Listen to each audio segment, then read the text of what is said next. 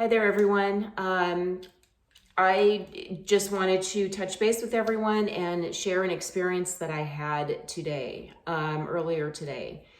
So a lot of my videos really have come from a perspective of sharing kind of a journey toward unraveling a lot of the dysfunction that I had growing up, not only with my violent stepfather, but also hand in hand with the Jehovah's Witnesses.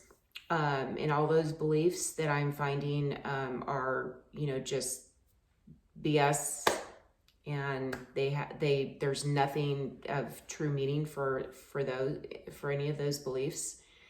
But the damage has been done, and I just would liken it to trauma, and we've all had it at some point, whether it's a loss of a child or a major car accident or a sudden death of a family member. It could be a natural disaster or something like that, or someone's close to us has attacked us, like domestic violence or something like that. So I know everybody at some level has had some kind of trauma, and from what I've learned about it, the way that it sits in the body, and if you have had a long duration of it, and maybe especially starting from a very young age, that it just kind of builds up in your body. So that, what I've experienced is that because I disassociated from the experience happening, my body still remembered. So into adulthood, if something seemed very similar to what I experienced, my body would react to it in kind of that fight or flight. So there was a lot of misunderstandings with people, and especially I didn't understand for a long time, really until the last couple of years. One thing that kind of is a parallel between my stepfather, the way that he was so controlling and manipulative, was also the way the Jehovah's Witnesses were. So I kind of feel like I was really bookended and smushed in between those two, and kind of got a double dose of, that control, the fear, being isolated, the secrets, the fear factor, if you were to talk about anything. So it really hasn't been until the last couple of years that I've been able to even start to talk about my experience, and then the depth of it, and then also while I'm understanding what the trauma actually does. There was also, I grew up being fearful of being killed by my stepfather or dying in the New Order camp, because I didn't know if I was going to be good enough, and that's when I figured that out when I was 6. And then, at 9 or 10 when it didn't come, but this entire buildup of, the what ifs was just absolutely like it, I got the double dose of if I was going to live or die. So today, when I worked with my therapist, we do something that's similar to EMDR. It's called ART, Accelerated Resolution Therapy. And what I find very helpful with this one is that you can work on a body sensation, or you can work on an actual event that took place that you remember. So a lot of times, because I was so disassociated when I was growing up, that's helpful for me, because I can go by a feeling that just completely overwhelms me. When I start talking about something, maybe a certain age, or, that seems to kind of what happens. But today we worked on a specific event. And so the therapist and I were talking and chit-chatting and whatnot. And then we kind of got into our, set up for the target. And the target was actually the day that it was official that I was adopted by my stepfather. And the instant that we started to talk about this, I felt like I was being filled up from the inside out with cement. I was numb on the back of my neck, and I felt like I was being choked, and just this pressure and squeezing all over my body. And then the more we talked about, we're kind of going through the steps, the more sick I got, and it just came on so quickly. And I did not ever expect this type of sensation with this conversation. But that just shows how much your body holds on to certain situations until you actually can reach a point where you can let it out.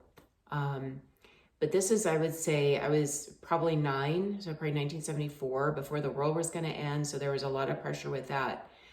And I knew that things were really bad growing up. And I knew there wasn't a way out. But I always had my real dad in the picture. Even though I didn't really know him, I only saw him a couple times that I remember. But when I had to go to I was probably downtown LA at the courthouse, and it was very overwhelming, a place to be at, because I just felt like I never, got out of my little world. And you could feel the power and the money, in that area. But I was standing in front of the judge, and they asked me, if I understood what was going on. And I did understand, but I didn't understand the ramifications. Like, why is somebody else raising me and they don't want to be a part of my life? But what I did understand was that my life was sealed. I felt like I was thrown into a dungeon with the key thrown away, and nobody would ever know where I was. I knew I was trapped for good. I felt like I was being choked. I felt like there was no way out of my hell with my family. And it was actually terrifying. And just that realization that only person that I thought would be there to save me completely walked away. And today and I knew that was, felt like worlds collided at that time. But today I felt it as an adult. And I couldn't handle it. I think we did start the session for like 10 minutes, and I had to end it because I felt like, I got really lightheaded. I felt like I was being filled with cement. And I felt sick to my stomach. So I had to put my head down, put ice on the back of my neck. And this has never happened.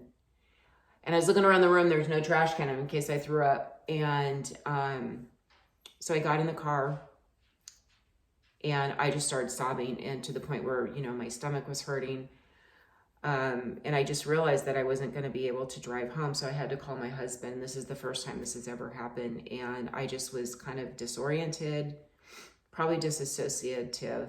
But I went straight home and went to bed. And then I got up 3 hours later for a 3-hour nap, and went and got a massage and got some ice cream. So kind of, coming back out of, where I was this morning. But I felt that it was important enough to kind of tell the story, because it's easy to see people when they've had successes or they've moved on or whatever, but it's also important to see what's happening behind the scenes.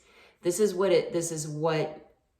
happens, when I'm still working on my shit to move it out and make room for the good stuff and things that I bring into my life because of my decision, not because of, how I grow up. So I thought it was important to share this, piece as well. I'm not looking for empathy or sympathy. This is my responsibility. This is my journey. And I just am hoping to give strength and encouragement and hope to anybody else that, is struggling along these lines. So hope this makes sense. Hope this helps. And I would love to hear from anybody. All right. Have a good day.